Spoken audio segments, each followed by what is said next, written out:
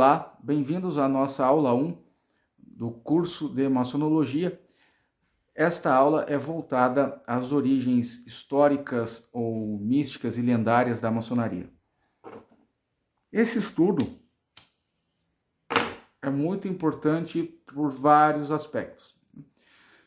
O primeiro aspecto e mais importante é afastar as ideias tanto historicistas, que colocam as origens mitológicas e lendárias como bobagem ou como uma tentativa de conferir à maçonaria uma origem histórica que na verdade não existe. Então alguns acusam essa parte da história lendária de ser uma grande falsificação.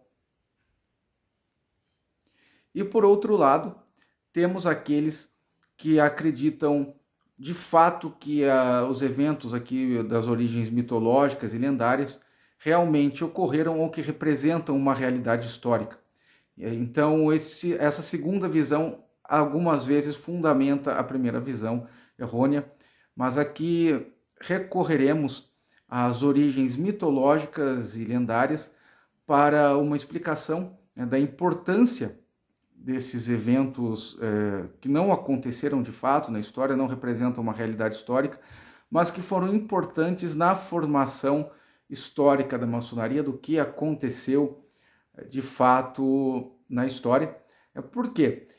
Se você analisar, por exemplo, a história do Brasil, de qualquer nação, você verá elementos lendários e de causos que são passados aí na história, que não ocorreram, né? não são eventos históricos de fato, mas que foram importantes nos eventos históricos e naquilo que o evento histórico representa naquela nação, naquela civilização e também até nas religiões. Então, as religiões, por exemplo, de hoje, sabemos que há muita mitologia, muita lenda, muita coisa que não aconteceu de fato na história, mas que representam a formação daquele imaginário religioso. Isso é uma coisa natural do ser humano, de criar lendas, ou melhor, adaptar aqui a realidade em eventos lendários, em eventos mitológicos, como uma forma de interpretação e continuidade daquele imaginário. Na maçonaria não é diferente. Estudaremos nesta unidade a formação do pensamento mitológico, das lendas e por que isso ajudou a formar a maçonaria como a conhecemos hoje, e também porque estes eventos lendários ou mitológicos acabaram associados à maçonaria. Porque, por exemplo, se você estudar o judaísmo tem um tipo de literatura, de lendas, que são contadas ali sobre a oralidade do povo judeu, sobre a tradição judaica. Nesse tipo de literatura lendária, você tem elementos judaicos, né? Então são lendas de como os judeus passaram por certas situações ali ao longo da história, mas na maçonaria há um sincretismo. Você tem aqui uma mistura de várias influências e entenderemos nesta unidade origens mitológicas ou lendárias. Temos várias versões. Então, alguns relacionam a maçonaria com uma continuidade dos antigos mistérios gregos, alguns associam ao pitagorismo, alguns aos antigos mistérios egípcios, alguns à lenda de Hiram Abif, do Templo de Salomão, estudaremos ainda nesta unidade, e também aos templários. Então essas são as origens mitológicas ou lendárias da maçonaria, e agora entenderemos o motivo dessas lendas, dessas histórias, servirem como origens da maçonaria. Porque a maçonaria é conhecida como uma ordem ou uma sociedade para o aperfeiçoamento humano, para o desenvolvimento humano através da iniciação nos mistérios que lapidam um ser humano bruto para transformá-lo em um ser humano melhor, né? Um ser humano mais elevado. Resumindo, tá? É isso, né? Claro que há mais elementos envolvidos, mas de forma bem sucinta, é isso aqui. A aula de hoje é focada mais nos eventos históricos. E por que então se associa a maçonaria com, né, sua origem mitológica e lendária aos antigos mistérios gregos, aos mistérios egípcios, ou ainda aos mistérios pitagóricos e aos templários? A maçonaria, ela não é uma sociedade secreta, digamos, né? Ela é uma sociedade discreta em que você é preciso ser iniciado, fazer parte dela e ter acesso aos mistérios relativos ao teu grau. Isso porque há um formato aqui de escola, né? Você não vai para a escola na primeira série quando tem 6, 7, 8 anos e começa a aprender ali a equação do segundo grau. Começa bem no básico, alfabetização, depois as primeiras operações com unidades e assim por diante. Então aqui tudo bem, é uma escola que segue uma lógica, né? Uma lógica de aprendizado, um aprendizado gradual, como todo aprendizado deve ser, né? Então as antigas escolas de mistério, ou as antigas escolas sacerdotais, ou as antigas castas sacerdotais, também ensinavam assim. O aprendizado místico, esotérico, não era um aprendizado despejado de uma vez só, era uma coisa gradual, era um ensinamento gradual. E como a maçonaria lida com elementos filosóficos, elementos que chamamos de místicos, né? Não sou muito fã desse termo, mas para o entendimento histórico aqui eu utilizo. As pessoas, os homens iniciados na maçonaria, começaram então a aprender ali segundo seus graus, e as pessoas de fora, né, entendem isso como uma iniciação sacerdotal, digamos assim, uma iniciação religiosa, que na verdade não é. Mas como ela lida com elementos filosóficos, teológicos, elementos místicos ou esotéricos, foi com o tempo associada, né, com essas antigas escolas de conhecimento esotérico. O que é uma associação mitológica válida, uma associação lendária válida, porque ela segue esse plano, né, iniciático que se fazia presente na escola de Pitágoras, na escola pitagórica, nas escolas do Egito, que não temos informações de fato hoje sobre essas escolas mais antigas, mas por conta da maçonaria absorver também estes símbolos, isso se deu, como vocês verão ainda nesta aula, através da Renascença. Então, como a Renascença foi uma tentativa de fazer ressurgir ali no Ocidente o mundo clássico, o mundo antigo, a maçonaria acabou recebendo ali pela alquimia, né, pela Cabalá, pelos elementos que foram formando o imaginário, o simbolismo maçônico, essa ideia de que ela é uma continuidade. Então, aqui na origem lendária e mitológica, muitas pessoas que são adeptas de uma visão literal do ensinamento mitológico acreditam que a maçonaria é realmente uma continuidade, tá, da escola pitagórica, dos antigos mistérios do Egito, da Grécia, ou até dos templários, que ela foi fundada pelos templários de fato. Né?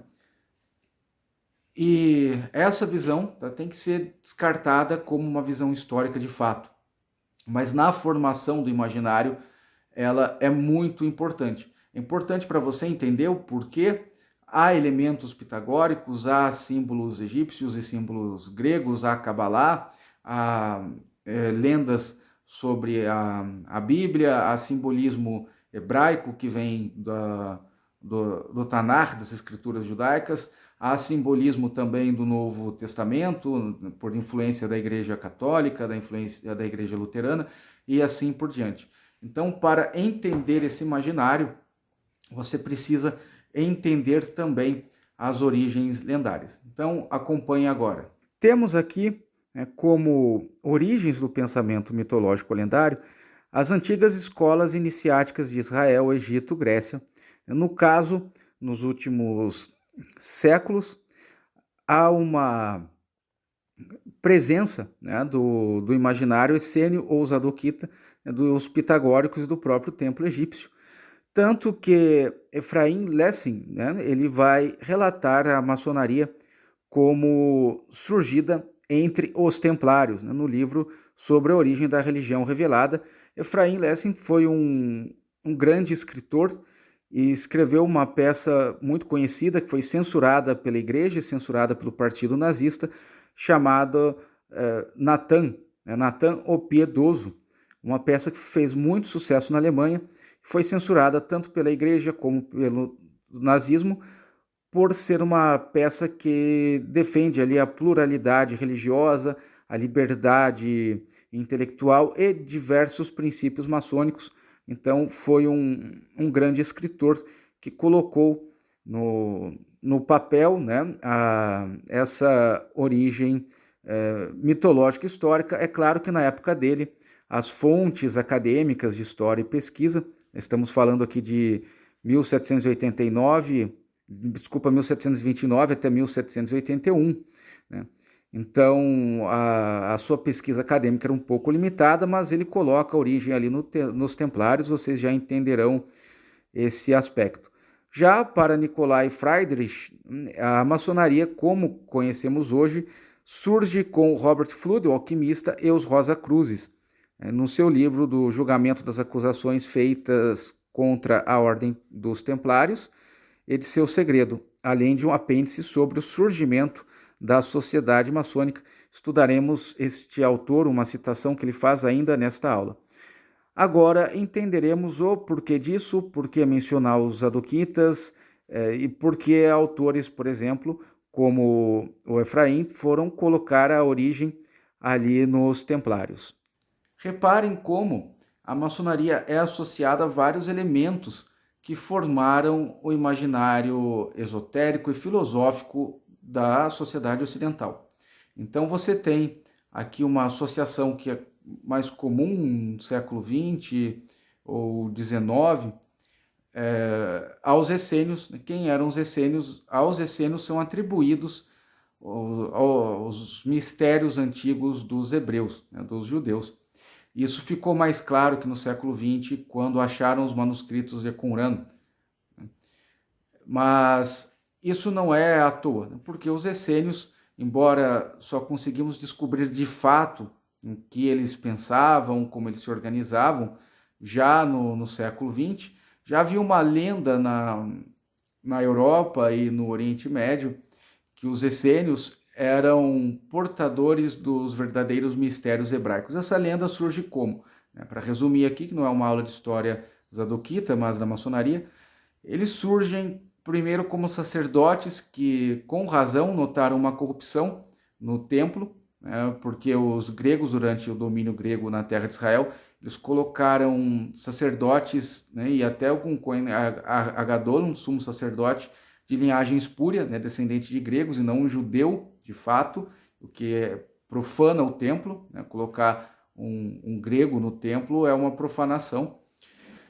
Então eles deixam o templo ali, começam a organizar com Bnei Israel, com filhos, né, de Israel, uma organização que, através da purificação ritual, da purificação de vida, buscava se preparar para uma grande guerra contra os filhos do Belial, né, que seriam os gregos, né, e depois os romanos, e também contra os judeus apóstatas, os judeus helenizados. Então eles começam a formar um imaginário ali que foi bem influente na formação do próprio cristianismo, né? As ideias da escatologia cristã, por exemplo, você já acha nos escritos adoquitas.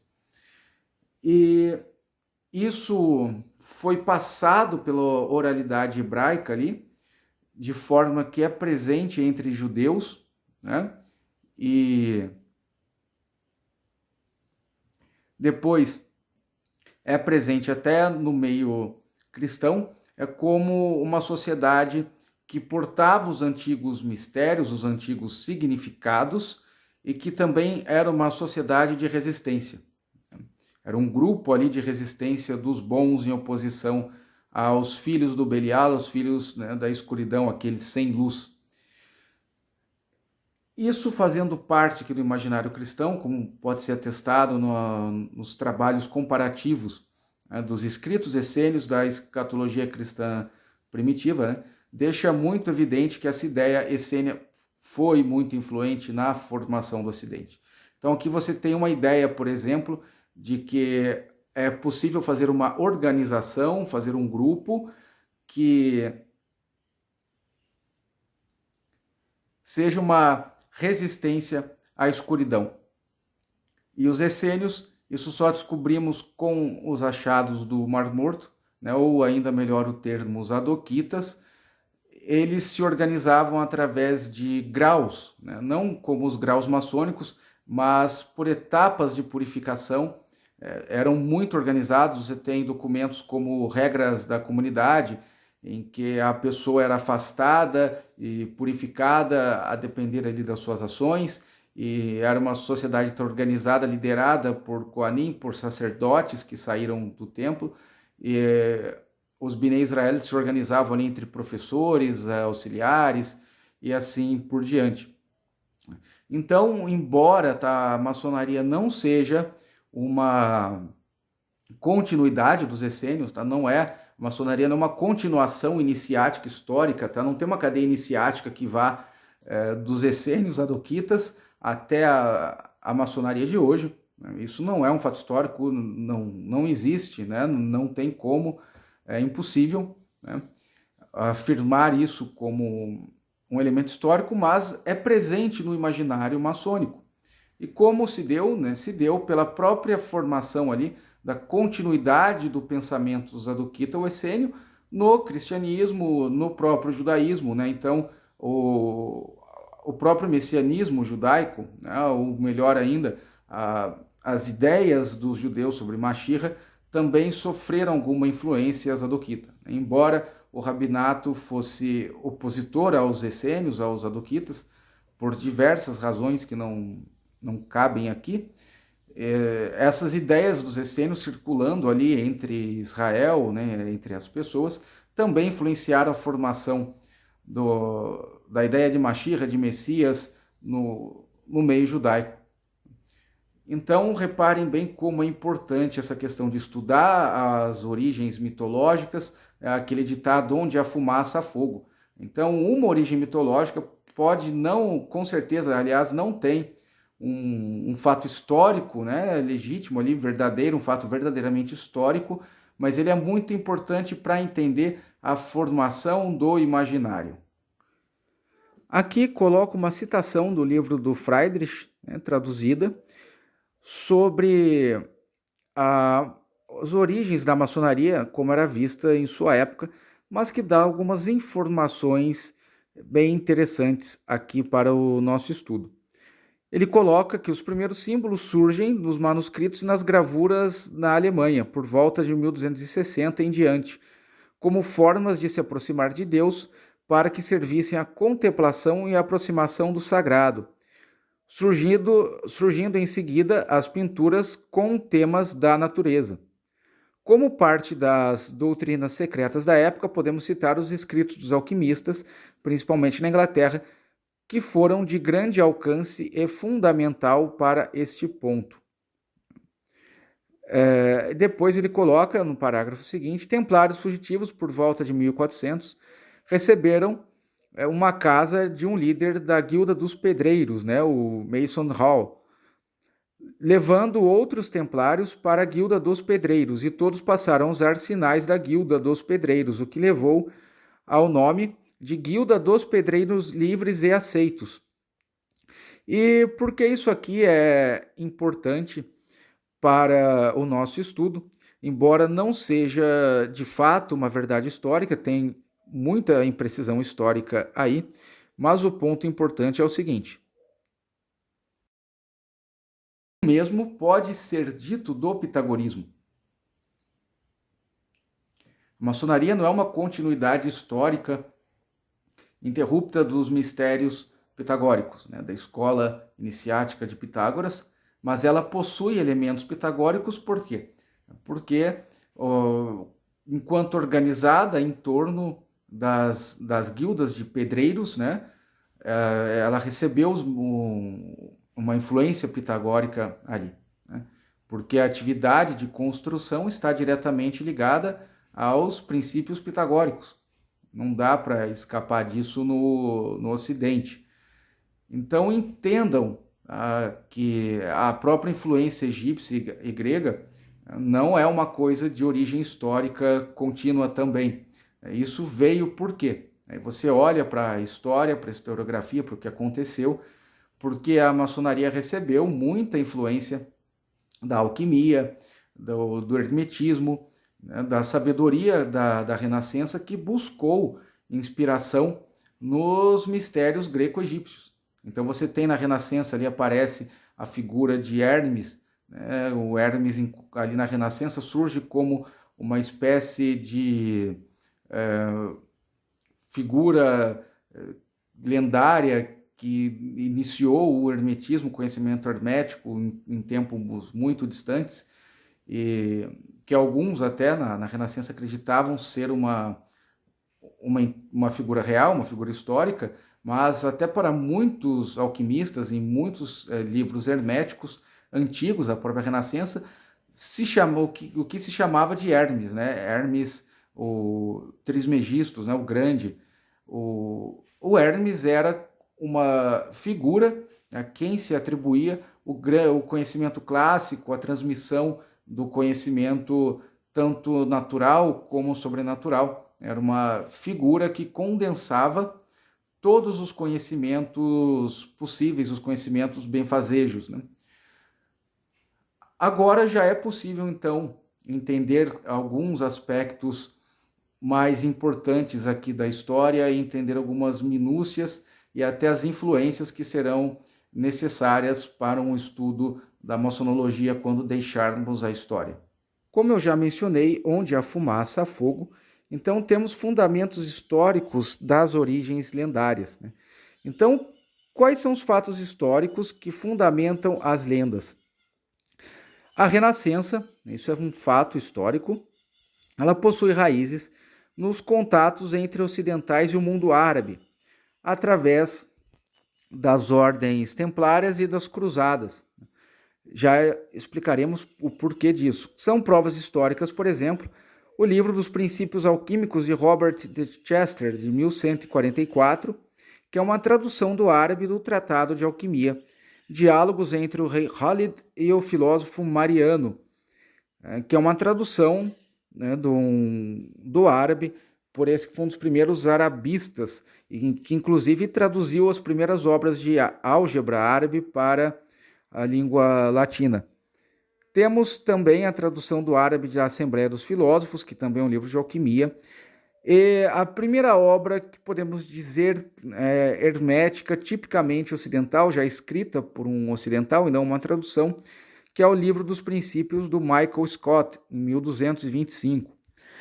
Temos também o surgimento da Ordem Templária, depois da Primeira Cruzada.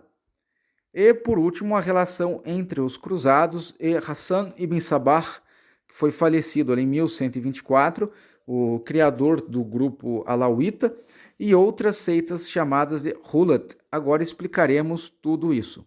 De fato, a Alemanha e a França foram, digamos, dois epicentros ali do esoterismo, né, da alquimia e do hermetismo.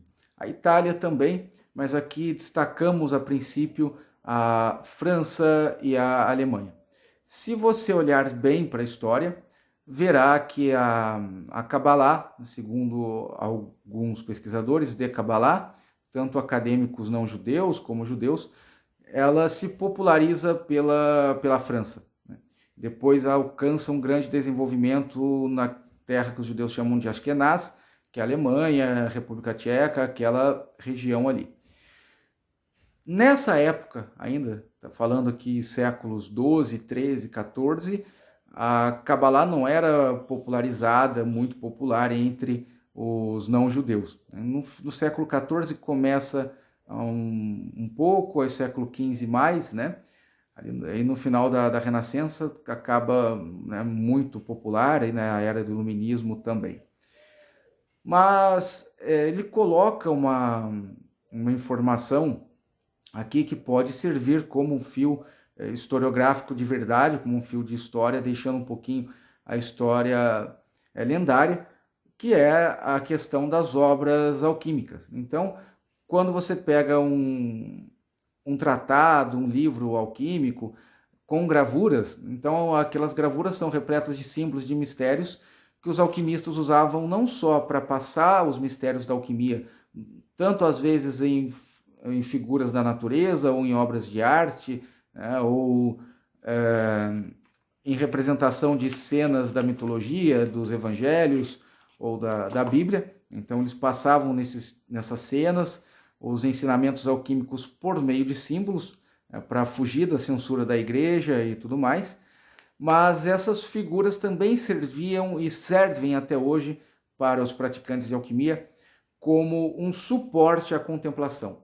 Então, normalmente o alquimista ele medita nessas gravuras, ele faz uma contemplação espiritual com essas gravuras, com esses símbolos.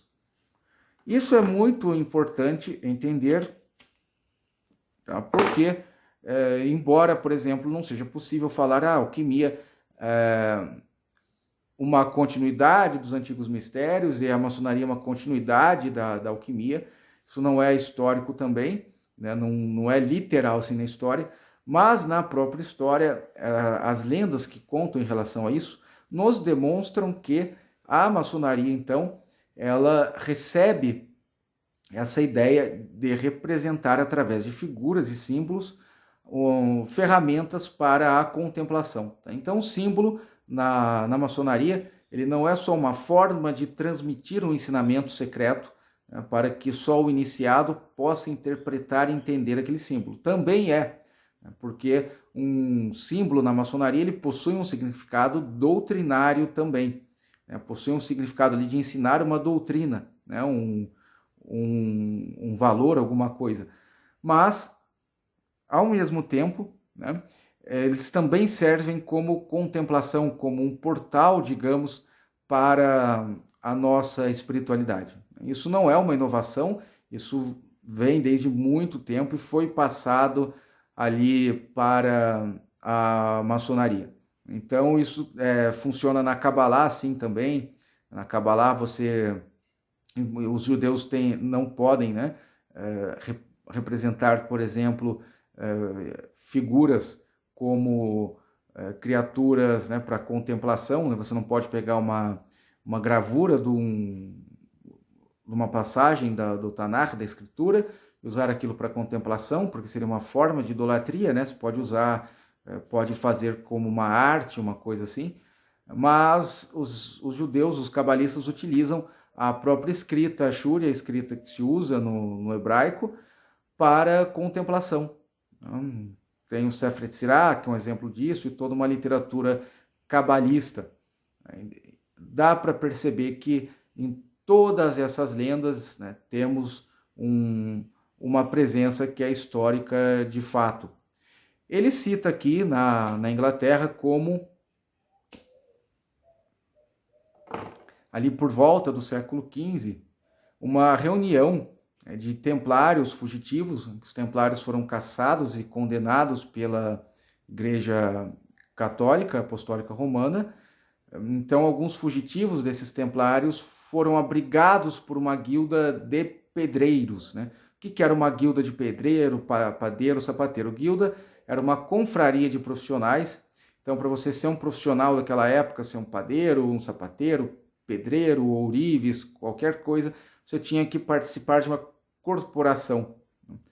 Isso funcionava da seguinte forma: toda a guilda tinha as suas palavras passes, os seus sinais, os seus selos, que só quem fazia parte da guilda era portador e sabia as palavras passe, né, as senhas, né, para evitar que, por exemplo, um cara que não era um padeiro, não era da confraria de padeiro, fosse para um lugar ser padeiro sem participar da guilda. Então as guildas meio que monopolizavam as profissões naquela época. E Por exemplo, você era da guilda Confraria dos Padeiros de Frankfurt ou dos Pedreiros de Frankfurt, ia para Munique, você procurava a guilda local de lá, falava a palavra passe e era brigado ali, né, naquela guilda, porque você fazia parte daquela irmandade.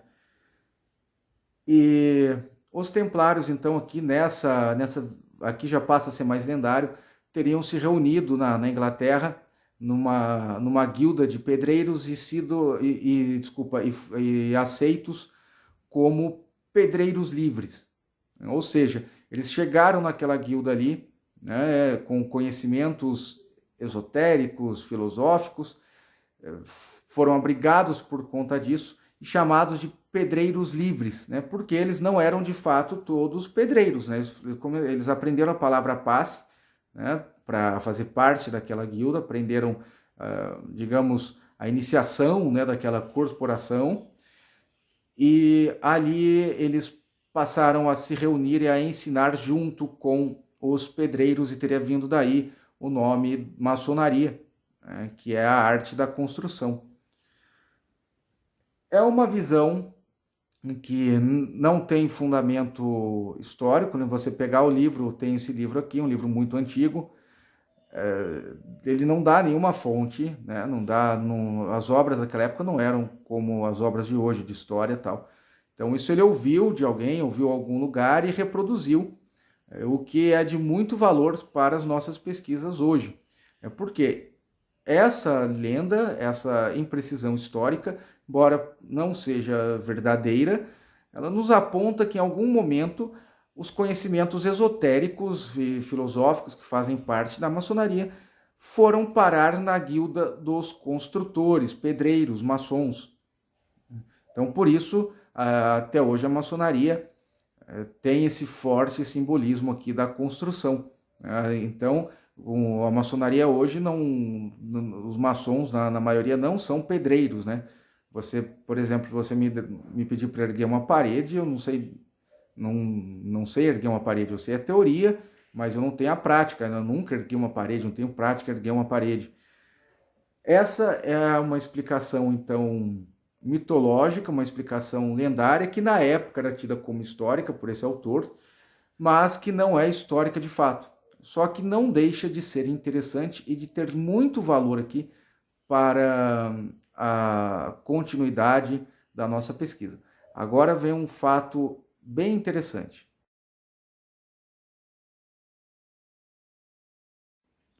Há um certo período da Idade Média em que o foco era apenas a cosmovisão católica da época. Aquele período conhecido como gótico, marcado pela sobriedade em relação à representação do corpo, a grande influência da igreja na educação e nas universidades. Então, tudo era, digamos, voltado ao eclesiástico, à visão da igreja. Mas as peregrinações dos cristãos rumo à Terra Santa, que às vezes acabavam em saques, em violência, né? E não é bom ressaltar isso, os acadêmicos de hoje, estudando documentos da época, sabem que não era uma perseguição muçulmana, né? Os muçulmanos, não havia uma perseguição institucional dos muçulmanos aos peregrinos, aos cristãos, mas esses eventos de violência eram feitos por bandidos, né? Por salteadores, que também existiam na Europa. Havia muito evento de violência na própria Europa, causado por salteadores, né? Salteadores que ficavam esperando comitivas e viajantes para matar e roubar e coisa desse tipo, né?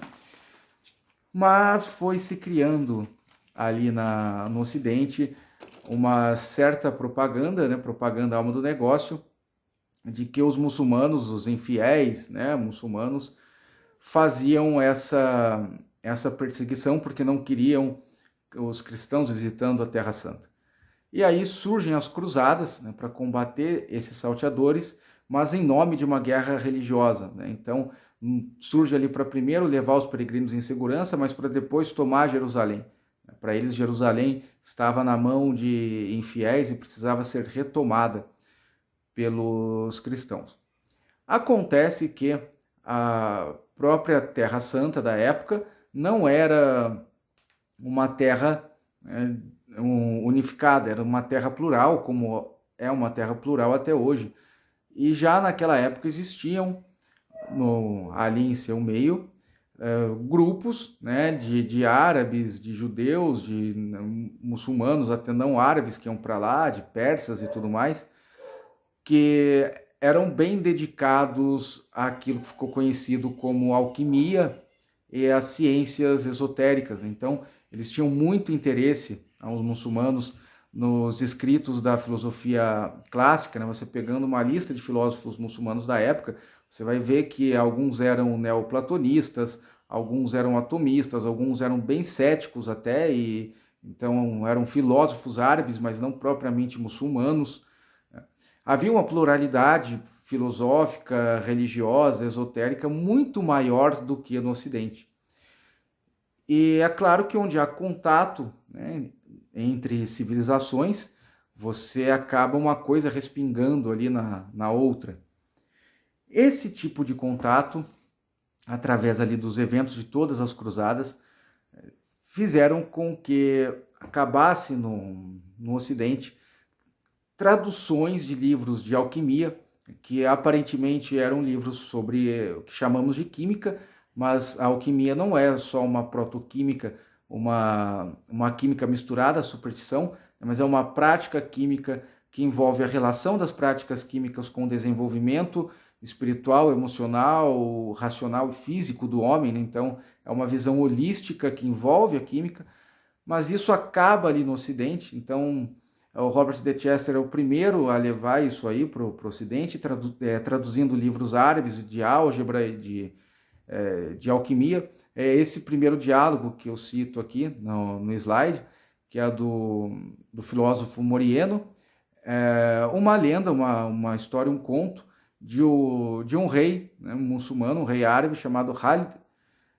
ou Khalid ou Cálido, como em algumas pronúncias ou versões em português.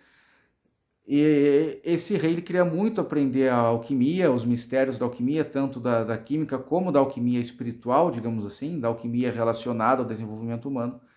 Ele descobre que havia um monge, um ermitão, um contemplativo, chamado Mariano ou Morieno, né, também depende da versão, que vivia recluso nas montanhas ali da Terra Santa. Então ele ordena que o filósofo, né, o Morieno, seja levado cativo à sua corte, embora tenha sido levado preso.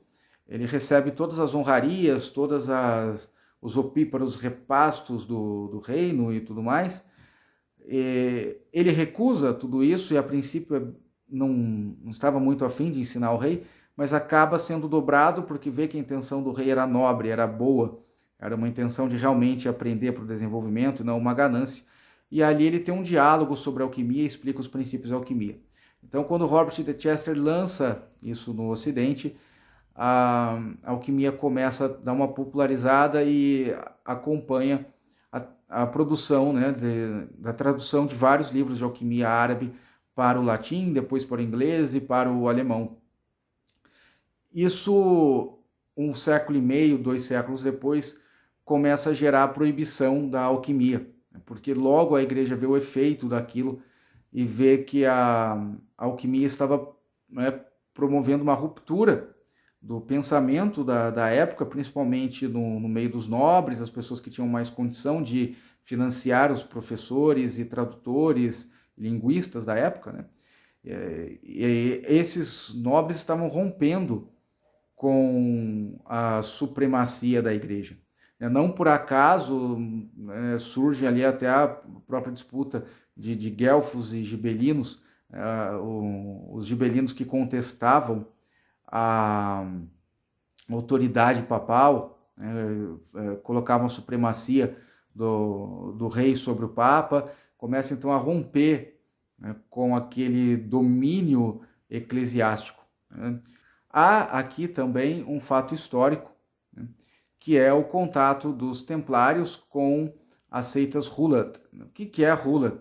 Hulat, como os muçulmanos chamam grupos, Hulat é um termo ligado a extremismo, né, sectários extremistas, que seguem uma espécie, não é bem uma religião, porque são mistérios passados ali só para aqueles povos, normalmente eles não aceitam convertidos, mas que mesclam elementos islâmicos, cabalistas e gnósticos, né? Então maniqueístas e tudo mais, em uma escola iniciática ali, né, de um povo. Quem eram eles? Um dos principais aqui, que é um ponto-chave na história, é a seita ou o grupo Hulat Alauíta, né, fundado pelo mencionado o Hassan ibn Sabah.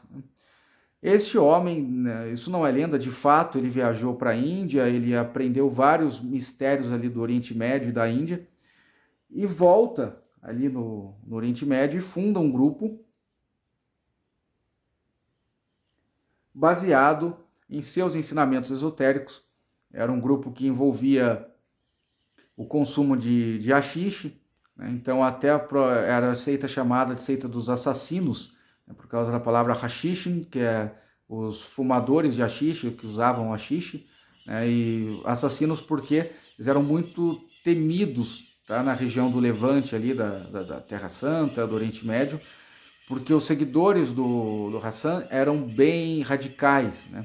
Eles matavam todos os oponentes em praça pública e não se importavam de que seriam mortos depois, né? Linchados ou espancados ali, mortos na hora pelas guardas, né? Então até a palavra assassino é associada a esse grupo. Os templários começam a ter um contato com eles. Não demora e aquilo chega aos ouvidos do Papa, né, do rei Filipe o Belo, e acham alguns indícios de envolvimentos, né, dos templários através dos rituais. Vocês verão isso nesse módulo ainda, dos antigos rituais templários, né, da presença de elementos chamados gnósticos ou, né, tidos como heréticos pela autoridade católica. Então eles queimam os templários, caçam os templários, a igreja, e se encerra ali a atividade da ordem templária. Isso é um fato histórico. E, obviamente, o que tudo isso gerou? Né? Gerou uma lenda de que a maçonaria é uma continuidade dos templários, né? Então, o Demolei, assim por diante, uma versão lendária, mas que possui realmente um fio histórico, porque realmente os templários tiveram contato com esses grupos, com essas seitas, absorveram elementos, né? E aquilo foi continuado no Ocidente, aquilo vazou e continuou circulando pela Europa e criando um imaginário mitológico com base em um evento real. E alguém pode perguntar, mas por que os templários não tiveram esse contato, foram aliados desses grupos? Porque esses grupos eram perseguidos, tinham uma inimizade com o califado, com os líderes islâmicos da época, e se aliavam aos templários, né? O inimigo do meu inimigo é meu amigo. Essa era a lógica. Você pega, por exemplo, grupos como drusos, né? Nos drusos você tem um sincretismo parecido com o da maçonaria. A coletânea de livros sagrados do povo druso vai envolver o Tanar, que é a Bíblia hebraica, o Alcorão, livros de Platão, né? Tanto pseudopigráficos como de Platão, e assim por diante. Então, esse sincretismo tá, entre o mundo, digamos, abraâmico, também não sou muito fã desse termo, mas uso aqui para facilitar a história, e o mundo clássico e o mundo gnóstico. Então, há estudos acadêmicos, principalmente na academia alemã, que colocam esses grupos. Alguns são mais conhecidos nos dias de hoje, como o grupo Bektashi, né, que é um grupo que mescla ali o sufismo com elementos Hulat, né, sincréticos, com o xiismo, né? Então relaciona esses grupos Hulat com o próprio desenvolvimento do esoterismo no Ocidente. Nesse aspecto, tá, é muito importante também estudar a influência da alquimia, da Cabalá e do hermetismo, né, na maçonaria. Por quê? A Cabalá, ela, né, surge ali então na França, ela se populariza em Portugal, Espanha, aí vai para a terra de Israel, depois vai para o Ocidente, mas ela também absorve, né, elementos clássicos, né, do mundo clássico. Não estou dizendo que a Cabalá ela tem origem grega, tá? Que ela é uma versão judaica da filosofia grega. Longe disso, ela é um sistema judaico mesmo, você vê o pensamento judaico ali, mas o método de exposição às vezes é parecido. Então, havia sim um grande acasalamento de ideias e de modos de pensar e de expor as coisas nesse universo como um todo. Então aqui é muito importante que vocês entendam o seguinte fio histórico nas raízes das origens mitológicas. Por que se forma essa mitologia, essa origem mitológica toda e por que não podemos desprezá-la, né? Você tem ali então o desejo da renascença pelo mundo clássico, você tem ali no princípio da renascença, chegando ali o contato com a Cabalá, com o mundo árabe, né, com o misticismo árabe, com o esoterismo árabe, muçulmano, e tudo isso faz com que surja aí o próprio desenvolvimento do esoterismo ocidental. Então, a origem do esoterismo ocidental maçônico também não é um plágio, não é uma cópia, uma colagem, uma adaptação do esoterismo árabe, dos livros antigos de alquimia árabe. Ele também é, né, uma forma própria ali daquele mundo europeu daquela época de enxergar aqueles ensinamentos e compilá-los e adaptá-los e formar uma escola própria. E isso sim influenciou a maçonaria. Isso é importante para entender os rituais, os ensinamentos e a organização da maçonaria. Então vejam que tem uma linha lógica aqui, né, de pegar o mito para entender a história real, a realidade histórica, e a realidade histórica para entender o que a maçonaria é hoje, porque ela é assim, e às vezes até porque ela é acusada de certas coisas. Agora mais uma informação interessante. Como vocês já viram, em algumas versões, né, imprecisas, mas que possuem então aquele mesmo princípio que eu já falei, onde a fumaça fogo, de que a maçonaria surge ali então dos antigos Rosacruzes e alquimistas como Robert Fludd. É um pouco impreciso, né? Não tem assim um rigor histórico para fazer uma afirmação desse tipo, mas há um ponto importante a levantar aqui, né, na raiz histórica. Ocorreu um movimento, não maçônico, um movimento judaico, mas vocês entenderão por que ele pode estar relacionado ao desenvolvimento da maçonaria com alguns elementos de hoje, chamado sabateísta. O movimento sabateísta foi um fenômeno no mundo judaico gerado por um homem chamado Shabbatai Tzvi, por isso sabateísta de Shabbatai. Shabbatai, ele era um cabalista muito versado em Cabalá e começou a ganhar notoriedade no Império Otomano e até em Ashkenaz, ali na região da Europa, da Alemanha, República Tcheca, porque ele fazia o que se chama na Cabalá segulot, são espécies de canais para você receber influências divinas de cura, prosperidade, assim por diante, e amuletos. Então ele fazia vários amuletos ali com seu conhecimento cabalístico, dizem que funcionavam. E também era conhecido por suas lições em Cabalá e passou a ser seguido por muitas pessoas, tanto pessoas do povo como por rabinos eminentes da época, grandes rabinos, começaram a seguir então o Shabbatai. E não demorou para ele se declarar o Messias. Quando ele se declara o Messias, isso chega ali ao Império Otomano, o sultão chama o Shabbatai e fala, bom, se você é Mashiach, Messias, eu vou te matar e, né, se você for de fato, você não vai morrer. Vai se comprovar o Messias. Vou te fazer um favor, então. Vou te manifestar como Messias, já que você é tanto. É uma forma bem humorada de lidar com a situação.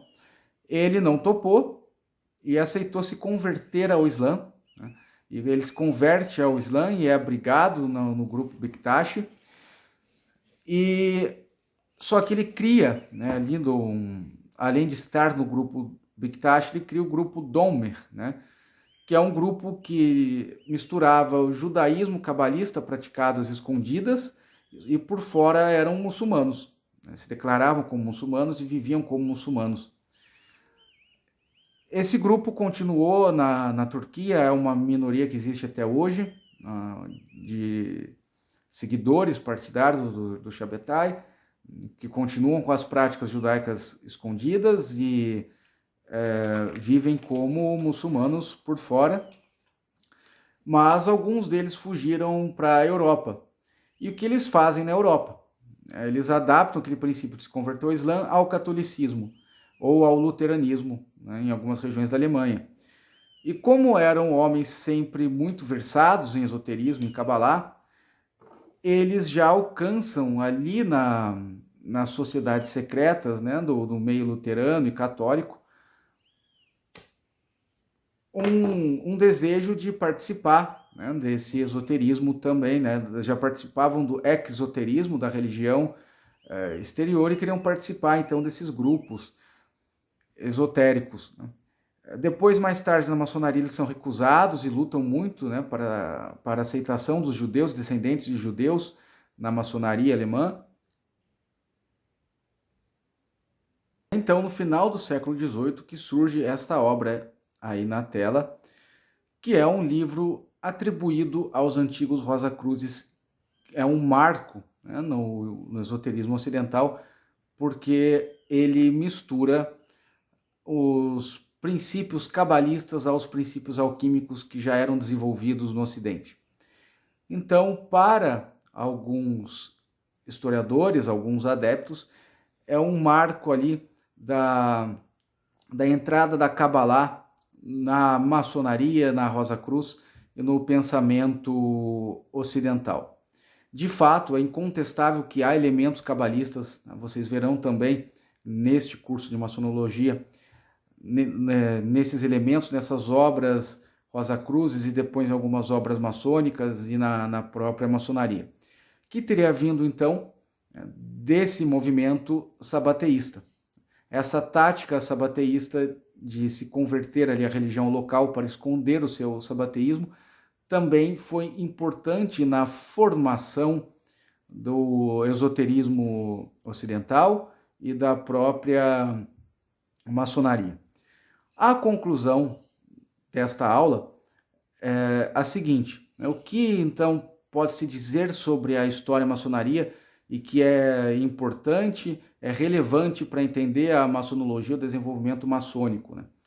A maçonaria ela não é ocidental, essencialmente ocidental, ela também não é totalmente oriental ou, né, como dizem alguns, um contínuo dos mistérios do Egito e da Grécia, né? Você pode pegar, por exemplo, a Igreja Ortodoxa Grega, quando faz uma epístola no século XIX para condenar a maçonaria na Grécia, ela coloca a maçonaria assim, né? Os bispos lá escrevem a maçonaria, que é uma continuidade dos antigos mistérios idólatras do Egito e tudo mais, né? Então, essa visão então, não é só de alguns maçons, ela também é a visão que o vulgo tem da maçonaria. Então, ela não é só oriental, ela não é só ocidental, ela não é uma continuidade ininterrupta dos tempos antigos, mas o que é, afinal, a maçonaria, entendendo a historiografia, unindo o mito à realidade.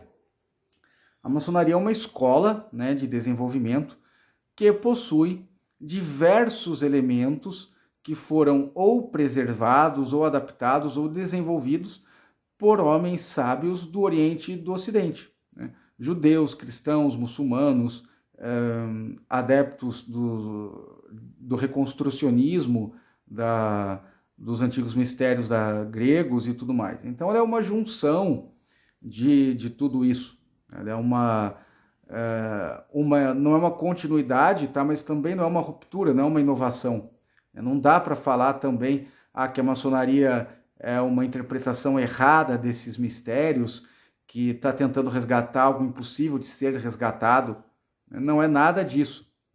Vejam que é preciso fugir aqui de afirmações extremistas, né? Como mencionei no começo da aula, fujam de interpretações, de análises que buscam sempre puxar uma sardinha para o lado da crítica ou para o lado de uma exaltação, né, mitológica que não é real.